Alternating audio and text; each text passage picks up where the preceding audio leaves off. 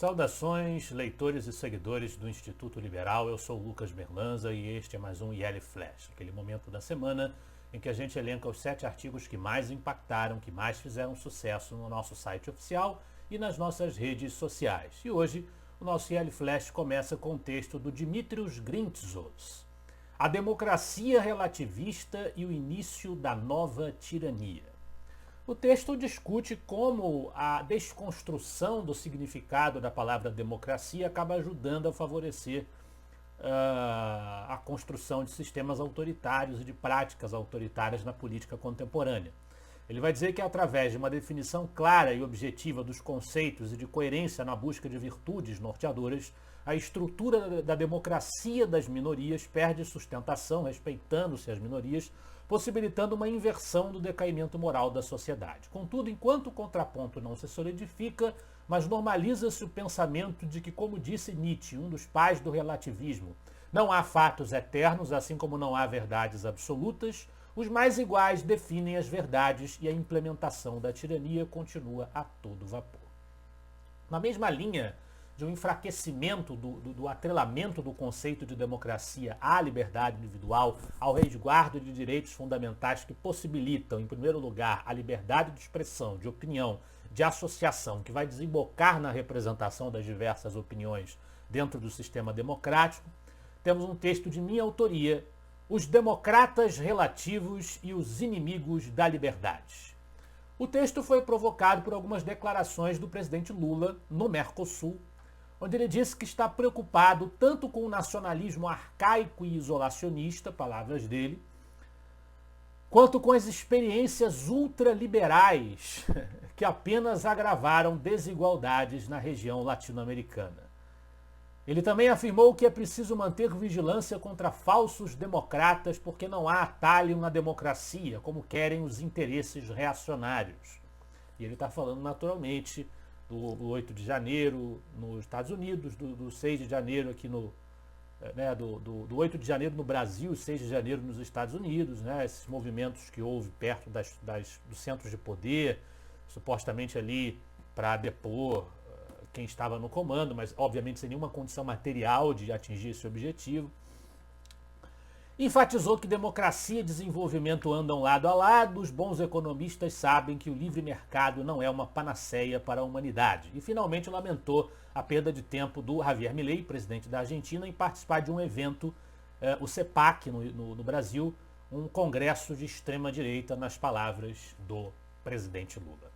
Aí eu me pergunto no artigo muito simplesmente, se nacionalismo arcaico e isolacionista não seria muito mais o que fazem os amiguinhos dele do Foro de São Paulo, da América Latina, ditador da Nicarágua, ditador de Cuba, ditador da Venezuela, se o que mais causa miséria, que é muito pior do que diferença, do que desigualdade em si mesma, não são os regimes socialistas, se quem é falso democrata e acha que democracia tem atalho não é quem acredita em democracia relativa, inclusive o atalho de usar o poder judiciário para aprovar coisas que o legislativo não aprova, não faz à vontade o tempo todo do executivo, então ele tem que recorrer a um atalho para isso. Será que isso é democrático, né? Também que o livre mercado nunca foi apresentado como uma panaceia para a humanidade, mas eu acho que, devemos desejar boa sorte a quem queira desenvolvimento sem livre mercado. E finalmente, que por que o CEPAC é um problema se o Foro de São Paulo não é, né? Acho que só isso mostra como é ridículo o que o Lula falou e que o Lula calado é um poeta. Muito bem. Agora vamos para uma discussão justamente sobre essa questão do judiciário avançando em pautas que não lhe dizem respeito e em tarefas que não lhe dizem respeito. Um artigo do Gabriel Wilhelms, Descriminalização da maconha. STF se mete no que não deve e não decide o que deve.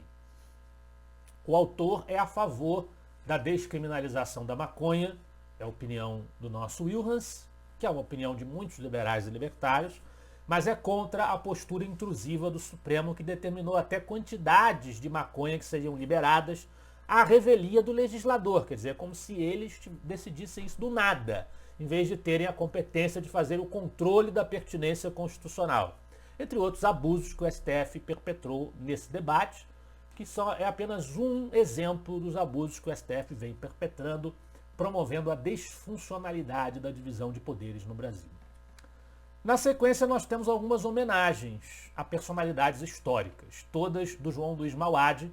A primeira, A Sabedoria de Voltaire. Voltaire era um pseudônimo de François-Marie Arouet, nascido em Paris em 1694, falecido em 1778, escritor e filósofo que foi um dos mais importantes do iluminismo francês. Voltaire era defensor da ciência, do progresso, ao mesmo tempo em que defendia a tolerância à diferença e a liberdade, principalmente a liberdade de expressão. E na sequência, da França para a Inglaterra, também do Mauad, A Sabedoria de Lord Acton.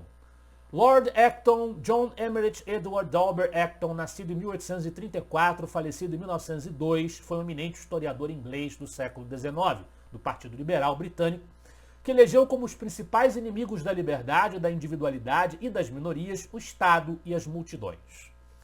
Aí nós temos uma reflexão sobre o governo brasileiro contemporâneo, publicada originalmente na Revista Oeste pelo professor Ubiratã Jorge Iório. Um governo infrutífero. É assim que o professor Iório define o governo Lula.